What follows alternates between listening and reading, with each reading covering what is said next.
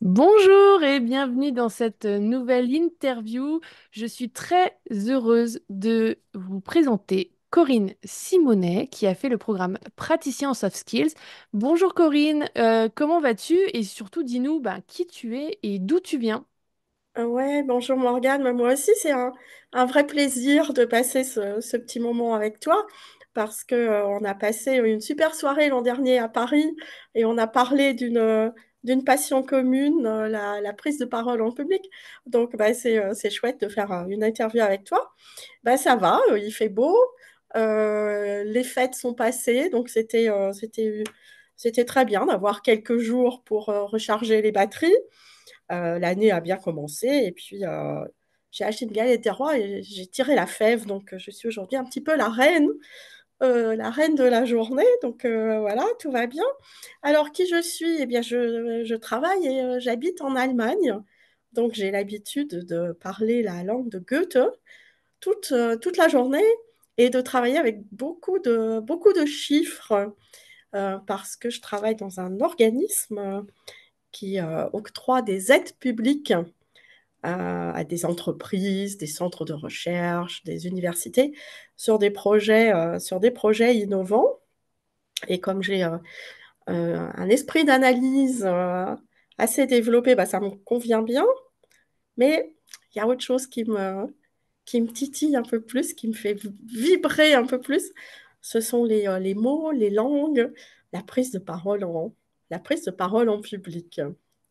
Voilà, en Et, gros. comment est-ce que tu as découvert cette appétence pour la prise de parole en public? Ah, c'est arrivé. C'était un moment très particulier, c'était exceptionnel au Parlement européen à Strasbourg, dans l'hémicycle. Et j'étais assise là où normalement il y a un vice-président ou une vice-présidente qui prend place. Et j'avais devant moi 450 personnes, donc des jeunes avec leurs professeurs. Ils venaient d'une dizaine de pays de l'Union européenne et je devais prononcer un discours de 10 à 15 minutes dans une langue étrangère, donc en allemand. Et je le savais, j'étais préparée et quelques minutes avant, j'ai eu tous les symptômes.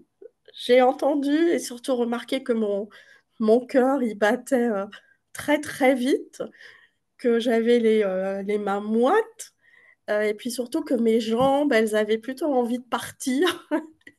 Et je me suis dit, si j'ouvre la bouche, en fait, il va rien sortir. Ou alors, tous ces petits mots, je sais pas.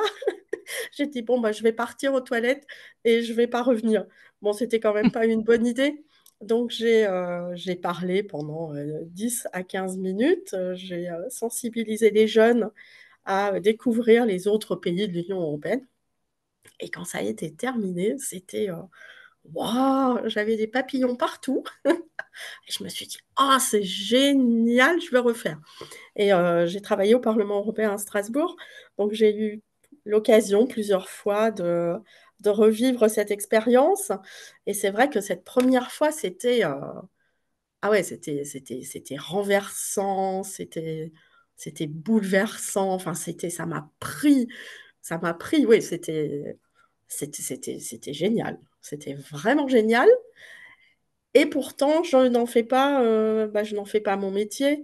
Pour moi, c'est un plaisir. Ouais, c'est une passion.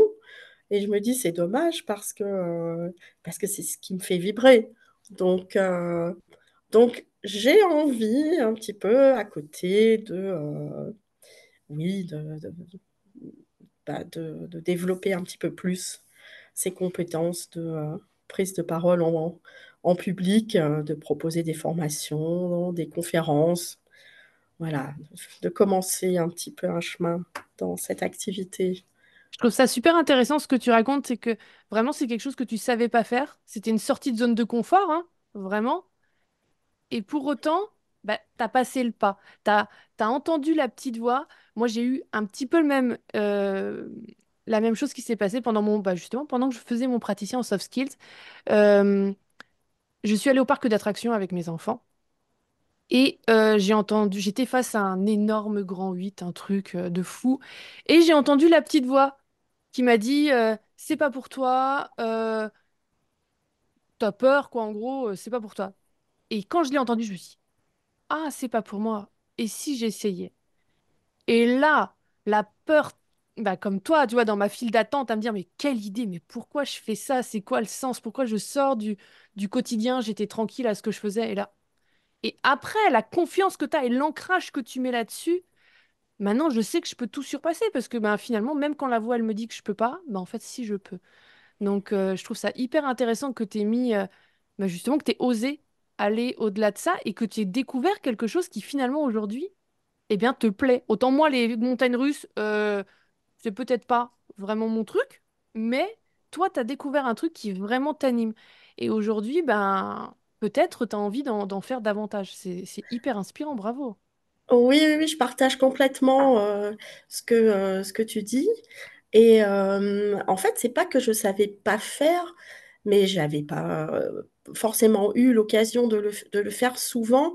Et surtout, ce qui était là quand même exceptionnel, c'était devant un public de 450 personnes et dans un endroit où j'aurais jamais pensé pouvoir travailler le Parlement européen. En plus, le 9 mai, c'est la journée de l'Europe et moi j'accorde beaucoup d'importance aux symboles. Je trouve qu'on oublie très souvent les symboles et ça a une importance. Donc, en plus, avec le grand drapeau européen derrière moi, l'hymne européen, enfin, c'était vraiment exceptionnel. Et c'est vrai que depuis que j'ai vécu ce moment, bah, je te rejoins complètement sur ce que tu as dit. Bah, je suis convaincue qu'en nous, en fait, il y a un potentiel extraordinaire et qu'on n'est pas toujours conscient qu'on peut faire les choses. Et, et dans notre entourage, souvent, on dit, ah, mais non, c'est pas pour toi, mais non, on l'a jamais fait comme ça, tu vas pas pouvoir le faire, ça marchera jamais. Et en fait, oui, on est toujours en train de se limiter et pas chercher, ah bon, je l'ai pas fait, tiens, je vais le faire. Et je vais trouver des astuces, je vais trouver un chemin pour le faire et pour réussir. Et ça, je trouve ça génial, ouais, de découvrir son potentiel et puis de l'exprimer également. Et est-ce que tu as eu cette même envie de creuser quand tu as entendu parler des soft skills, que tu as vu un petit peu ce que c'était? Comment est-ce que tu as découvert justement les soft skills? Bah, j'ai découvert, en fait, il y a plusieurs années, je suis Jérôme sur ces différentes newsletters, par exemple, pourquoi entreprendre? Parce que si même moi, je ne suis pas entrepreneuse, en fait, je trouve que l'esprit d'entreprise, c'est important. Et que les entreprises jouent un rôle clé dans notre société, dans notre économie. Donc ça m'intéressait. Et puis de fil en aiguille, j'ai un petit peu découvert qu'ils s'intéressaient à ce thème. Et lorsque j'ai découvert la formation praticien, je me suis dit, ah, ça peut être intéressant, parce que justement, ce potentiel, bah, comment l'identifier, comment le connaître, comment l'exploiter. Et les soft skills, ça permet de mieux te connaître et de dire, ah oui, je ne sais pas simplement faire ça, mais comment est-ce que je fais si tu dis pas seulement, bah, je suis créative, mais ouais, quelles sont les situations dans lesquelles j'ai été créative. Et c'est ça, cette démarche qui m'a bien plu dans le praticien, euh, bah, c'est d'explorer dans tout ce que tu fais professionnellement, dans le milieu associatif, dans ta vie privée, qu'est-ce que tu fais et quels sont les soft skills que tu utilises. Et donc, c'est pas simplement un concept comme ça qui est vide, mais il y a plein d'expériences qui se cachent derrière. Et ça, je trouve que c'est très intéressant pour soi-même et pour les autres. Mm. Tu as fait le module 1 qui est connaissance de soi. Dans ce module, on vous demande le top 5 de vos soft skills. Est-ce que tu peux nous expliquer un petit peu, toi, le top 5 de tes soft skills? Et oui, alors les cinq, le top 5. Le premier, bah, c'est évidemment la communication, avec la prise de parole en public, le partage des savoirs, l'audace, hein, parce que bah, même si pour moi c'est quelque chose que j'aime, bah, il faut quand même de l'audace pour le réussir. Il y a aussi un côté pédagogique dans le partage des savoirs. Ensuite, il y a la réflexion. Je suis quelqu'un, régulièrement, en fait, je fais de l'introspection. Je réfléchis beaucoup. euh, il y a plein, enfin, dans les retours qui m'ont été donnés des personnes à qui j'ai demandé quelles sont mes cinq forces, le discernement, l'organisation et la clarté sont revenus très souvent. Et je rajouterais aussi l'esprit d'analyse et de synthèse. Ça me caractérise bien. Et un des compliments qui me fait plaisir, c'est inspiration.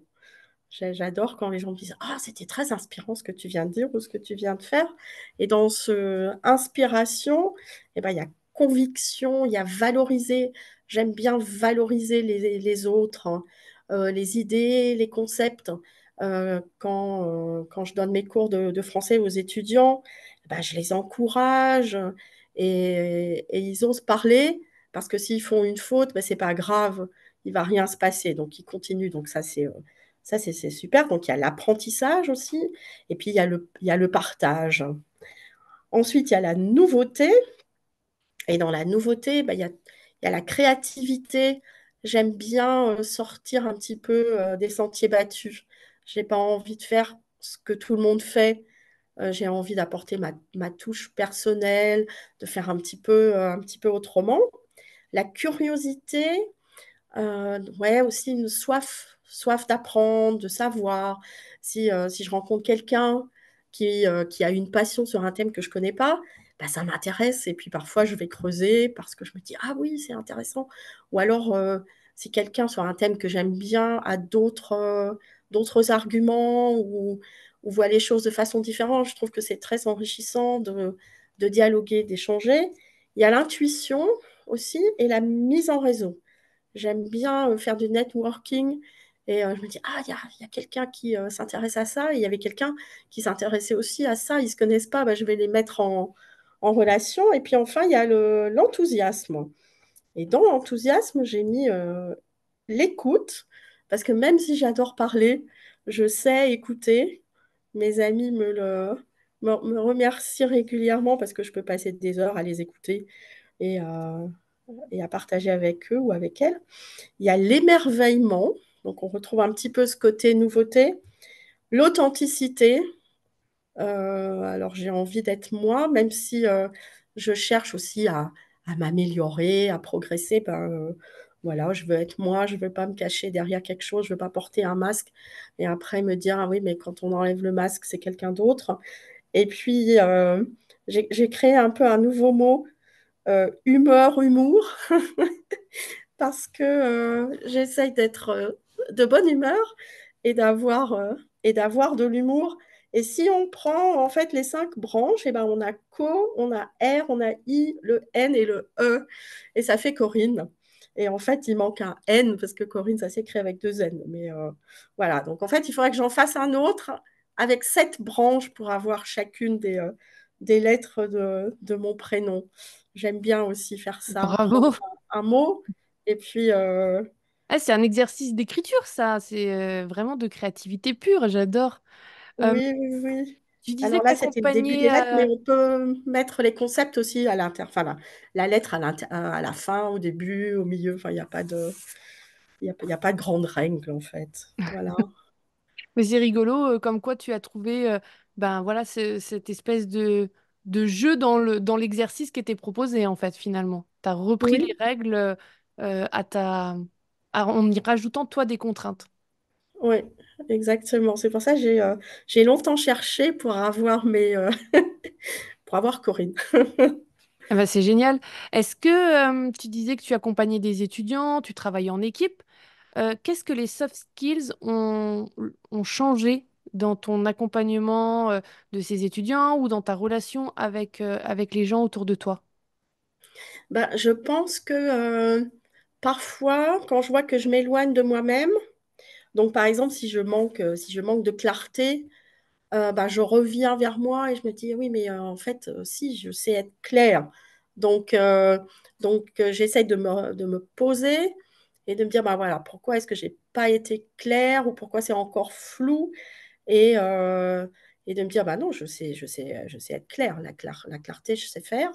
Donc, voilà, de me recentrer, de me concentrer et de me dire, oui, oui, mais je sais le faire et de pas partir en vrille et d'attendre. Ça va se résoudre, je vais trouver une solution toute seule. Donc ça, par exemple, et aussi le calme. Quand je prends mon temps et que je suis calme, c'est là que je fonctionne le mieux. Et parfois, j'ai tendance à partir ouais, à 300%, quand en fait, dans notre environnement, euh, il y a des choses un peu négatives qui se passent. Et donc, je dis non, non, non, on se recentre, calme. Voilà, pas, pas besoin de s'énerver, tout va bien. Donc, voilà, c'est trouver euh, ouais, comment, introspection aussi, et de dire, ah ben voilà, là, ça ne me convient pas, euh, je, euh, je reviens sur les soft skills. C'est un peu comme les valeurs, en fait. Ça permet d'avancer. Et puis sinon bah, j'ai toujours eu cette ouverture d'esprit. Donc par rapport à ça, ça a pas beaucoup changé, mais peut-être oui, le calme, la patience. Ouais, ça m'a apporté quelque chose. Et puis j'aimerais apporter, quand j'aurai fini tout le cycle des praticiens, bah, des formations et le partager vraiment de façon pédagogique avec mon entourage proche.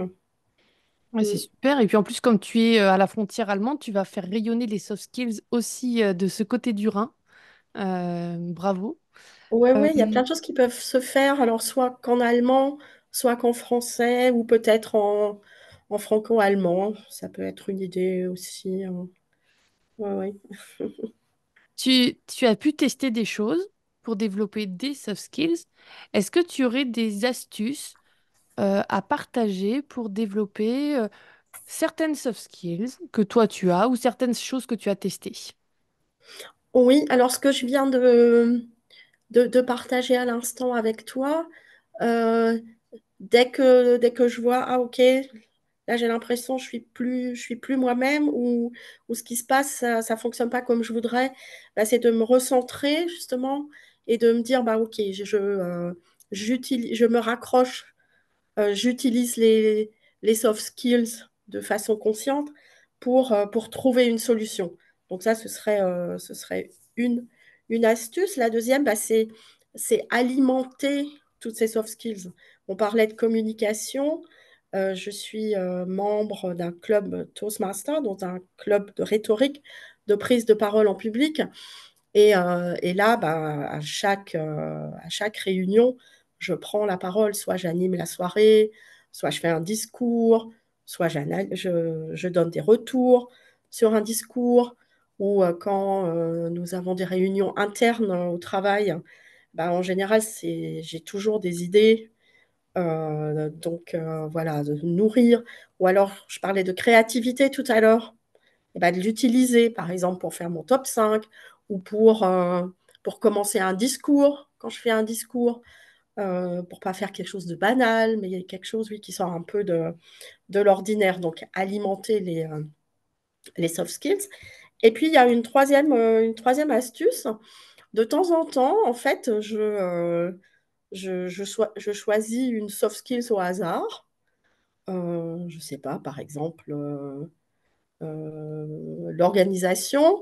Et puis pendant toute la semaine, bah, j'observe un petit peu qu'est-ce qui se passe dans l'organisation.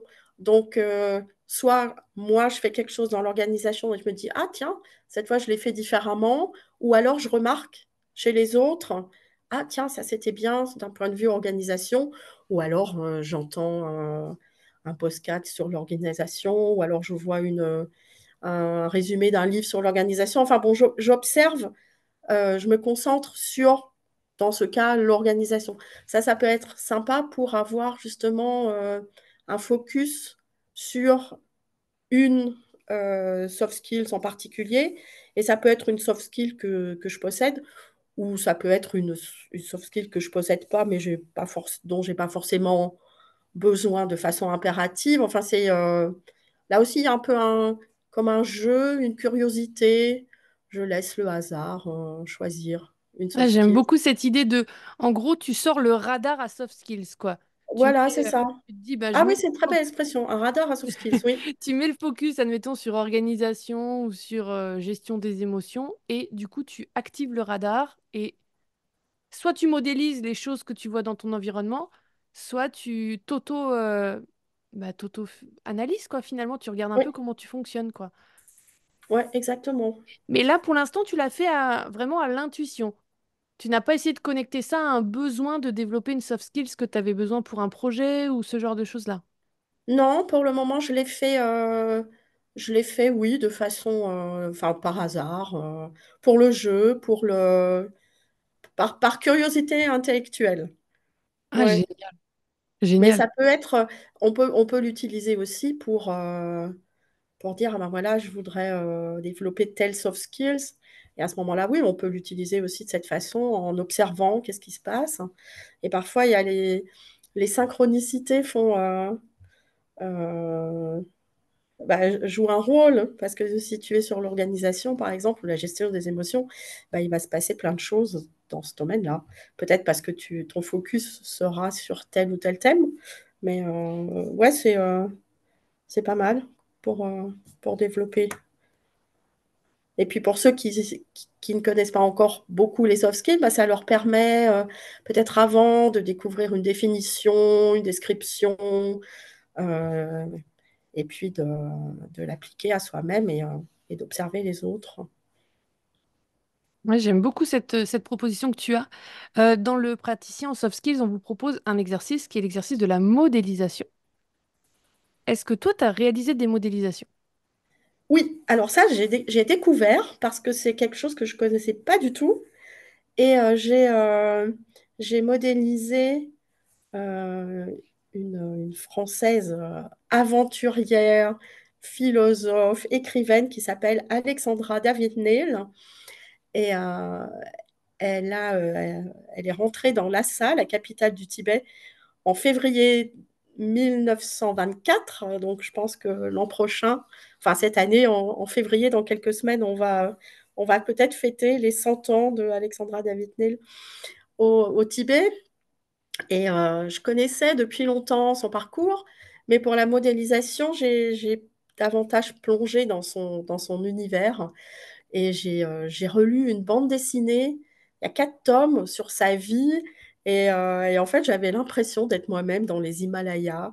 J'avais l'impression moi-même de rencontrer le Dalai Lama, le roi du Sikkim. Enfin, c'était un dépaysement.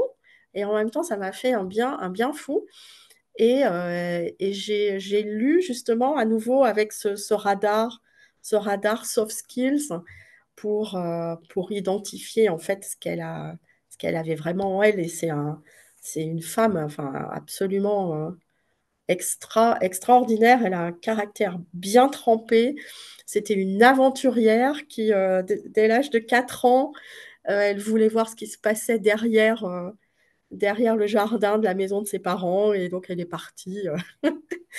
Et puis, elle est revenue toute contente d'avoir découvert le monde.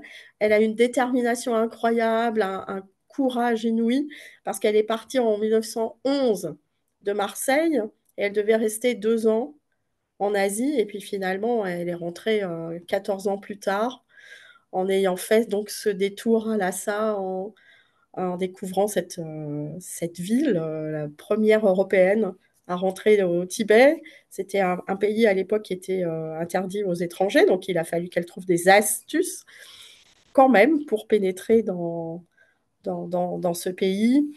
Et ouais, une soif de connaissances.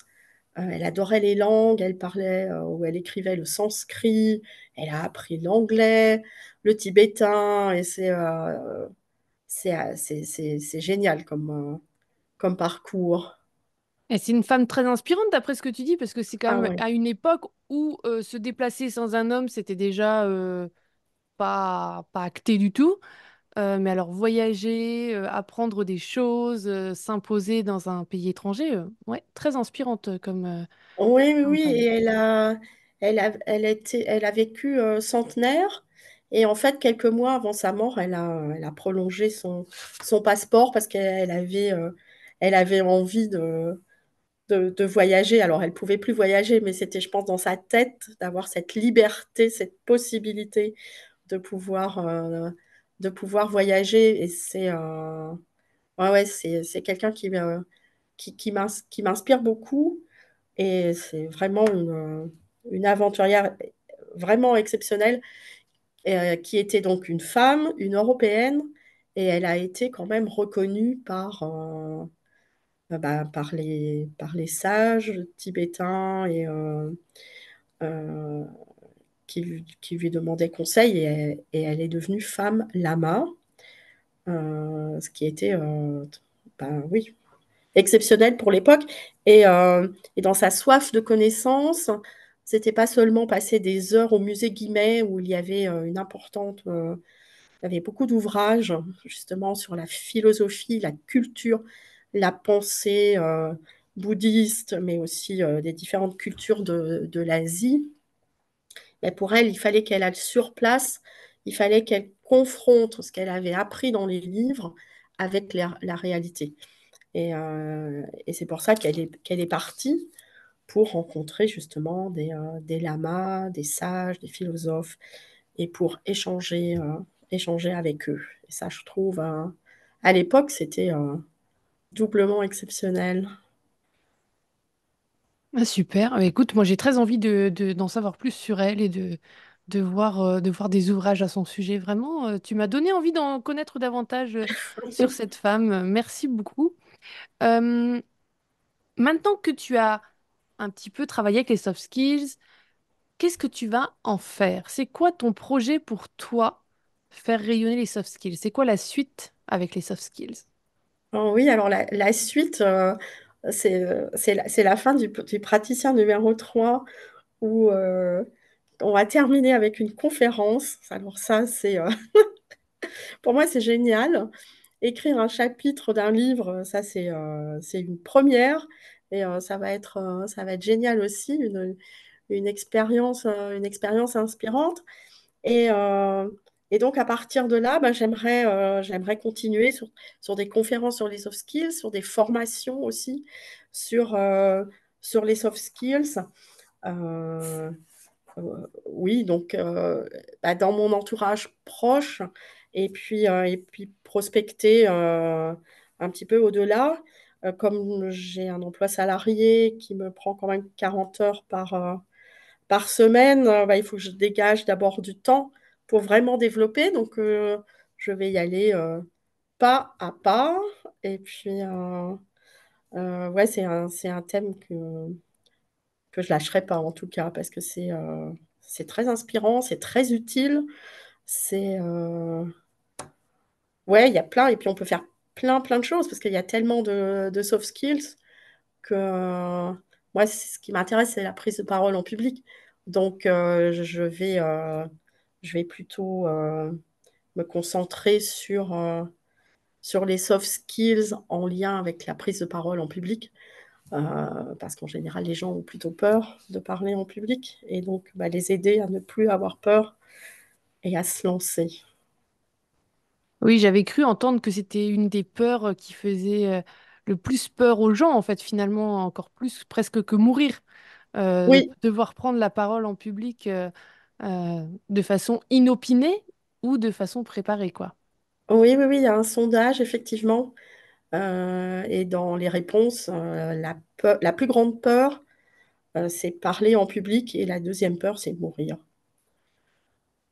Je ne fais pas partie de ceux qui ont peur de parler en public. Est-ce que tu as des astuces pour ceux qui regarderaient et qui ont cette crainte quand ils doivent intervenir dans une réunion ou quand ils doivent s'exprimer devant un petit groupe ou un grand groupe? Est-ce que tu aurais des petits tips à partager?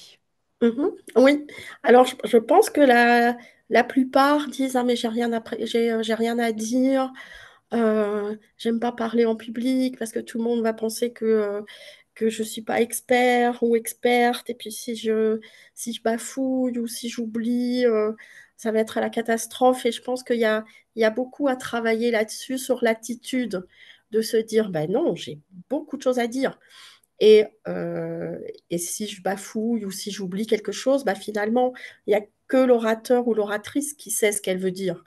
Donc, si tu oublies quelque chose, le public va pas forcément s'en rendre compte. Donc, il faut se faire confiance à soi et puis aussi faire confiance au public. En général, le public, il est plutôt bienveillant. Bon, dans des réunions de projet, ça peut parfois être assez chaud, mais c'est une discussion, c'est des argumentations, donc c'est se faire confiance et puis se dire, OK, quels sont les deux ou trois points que j'aimerais absolument partager et pas vouloir tout raconter, être exhaustif, c'est pas possible, être perfectionniste, de toute façon, c'est pas possible, et parler avec son cœur. Si quelqu'un parle avec son cœur, avec ses tripes, est passionné, bah, le message va passer beaucoup plus facilement parce qu'il y aura une émotion. Et plutôt que de dire, ah, il faut que je fasse attention, que ce soit bien structuré, que je ne parte pas dans tous les sens. Et, euh, et puis, dans la vie de tous les jours, bah, s'exercer à prendre à prendre la parole pour se dire, bah, finalement, tous les jours, je parle en public. Quand tu es à la cantine, bah, tu parles avec des collègues. Ou quand tu rencontres des amis, bah, tu parles avec les gens. Donc, nous parlons régulièrement. Mais pour nous, et c'est facile, c'est spontané. Et dès qu'on doit parler devant un public où il y a un enjeu, on se dit, ah, mais non, je ne sais pas faire. Et en fait, si, on sait faire, mais on ne se fait pas confiance. Donc, il faut se faire confiance. Et puis, s'entraîner là où il y a là où il y a moins d'enjeux et, ouais, et parler avec le cœur. Ah, merci beaucoup. Je me dis qu'en plus, ceux qui sont face à toi, il y en a sûrement un sur deux qui a sa plus grande peur, c'est lui aussi de parler en public. Donc je pense que dans tous les cas, ils, ils vont être bienveillants. Et puis, Oui, en général, oui, oui, parce qu'on s'imagine toujours que, que ça va être un problème, justement, si on oublie une idée, mais c'est pas si dramatique que ça. Et puis parfois, on peut rebondir quand même et revenir sur une idée en disant, bah, pour la fin, voilà, je vous donne encore cette idée. On n'est pas obligé de dire, ah, j'avais encore une idée dans ma partie 2 petit a, j'ai oublié, donc je vous le dis là maintenant. Non, on n'est pas obligé de l'avouer, on peut le donner à la fin un peu comme un bonus ou un mot de la fin. eh ben, Voilà, complètement, se faire complètement. confiance et cette attitude positive de se dire, mais oui, mais j'ai plein de choses à raconter. Parce que nous avons tous plein de choses à raconter. Ouais, je suis complètement d'accord avec toi. Euh, Par rapport au programme praticien en soft skills, il y a quand même pas mal de challenges dans le programme, dont celui de réaliser une interview. Et ça, effectivement, c'est pas facile pour tout le monde de réaliser une interview. Toi, ça s'est passé comment l'interview du coup? Bah, moi, ouais, j'adore parler, donc c'est toujours chouette les interviews. La prochaine fois, peut-être, ce sera à moi de t'interviewer. Avec plaisir. Avec grand Ou plaisir. j'interviewerai quelqu'un Avec des grand plaisir. praticiens 3. Ouais. Je trouve que c'est un exercice très intéressant aussi de, bah voilà, d'écouter l'autre. Et puis après, dans dans l'exercice, il est demandé de ne pas en rester juste à l'interview orale, mais de passer à l'écrit.